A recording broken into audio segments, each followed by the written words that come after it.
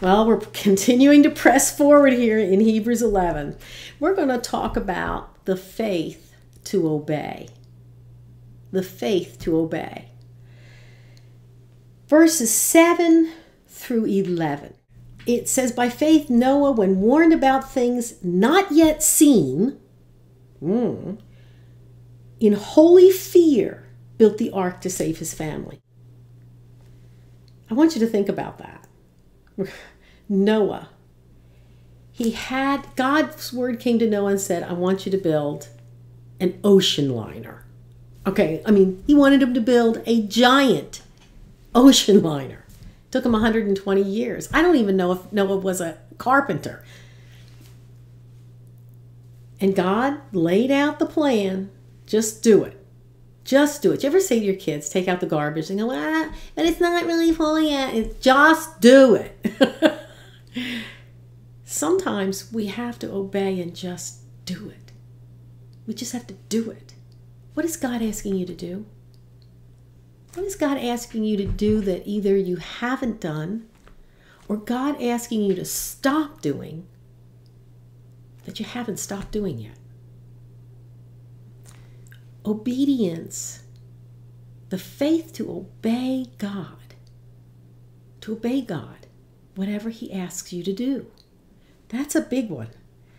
We see in the next verse 8, it says, by faith Abraham, when called to go to a place he would later receive as his inheritance, obeyed and went, even though he did not know where he was going. Have you ever been in a situation that you didn't know how it was going to turn out? I have. Have you ever been in a situation where you went, I don't know where we're going? I remember a time when my husband was fired. He was fired from this job, and I remember him sending out resumes and resumes for months, getting no response. The money was getting low, and not knowing. I can remember a time, he got fired several times. I remember one time he got fired, I was 7 months pregnant. We had no savings. Now we had no insurance, and we had no idea where we were going. But having the faith that despite that you don't know where you're going, that God is going to take care of you wherever you go. And that you're just going to follow. The faith to follow him through a terrible situation. And just the faith that he's working behind the scenes. I always think of the Pilgrims who landed in Plymouth Rock here in the United States.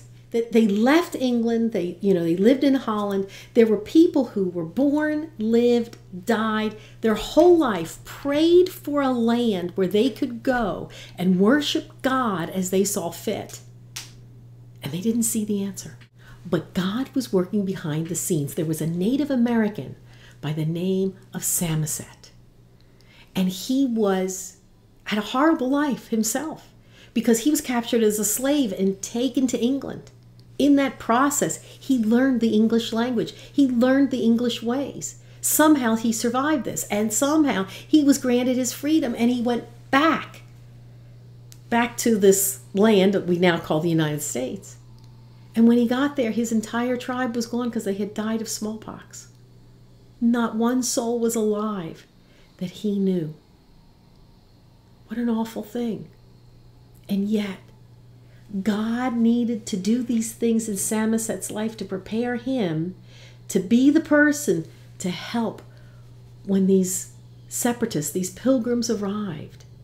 Because Samoset understood how to survive in this new land where these little city dweller people knew nothing. Well, the separatists didn't know that. God didn't send them a letter saying, hey, you're going to have to wait a couple more years because I'm getting this Native American ready. No. And one of the wonderful things is before Samoset died, he said, I want to go to the white man's heaven. I want to know about your God. What a powerful story of how God was working behind the scenes, despite the fact that they didn't see it. Do you have that kind of faith? Do you have the kind of faith that says, I know God is working behind the scenes, and I'm just going to obey. I'm just going to follow. I'm just going to have faith. I'm going to have faith that it's going to happen. And then it goes down to verse 11. By faith, Abraham, even though he was past age, and Sarah herself was barren, was enabled to become a father because he considered him faithful who had made the promise. And so from this one man, and he as good as dead, came descendants as numerous as the stars in the sky. This is a really powerful thing. If you turn back to Genesis 15, where God makes this promise, verse 5 of Genesis 15, it says, He, meaning God, took him outside and said, Look at the heavens and count the stars. Indeed, if you can count them, so shall your offspring be. Abraham didn't see that. He saw one child, eventually. But you know what I think God saw that day? When God looked out into the stars, he saw every last one of us. He saw you. He saw me. In that nanosecond, God saw all of us and said, Abraham, wait till you meet this one. Wait till you meet that one. If you go down to verse 13, it said, all these people were still living by faith when they died. They did not receive the things promised, only saw them and welcomed them from a distance. Do you have the kind of faith in the things you haven't seen? You're looking at a life that's full of problems, full of trouble. I can remember sitting there trying to pay the bills and saying, God, where's the money going to come from? Which bills do I pay this month? I got to pay the electric or they're going to turn it off again. You know, turning off the water again. Because I didn't have $35 to make the water bill. How am I going to feed the kids? You know, somehow we did. Somehow we did. My kids grew up. They didn't die of starvation. God was there, and he's going to be there for you.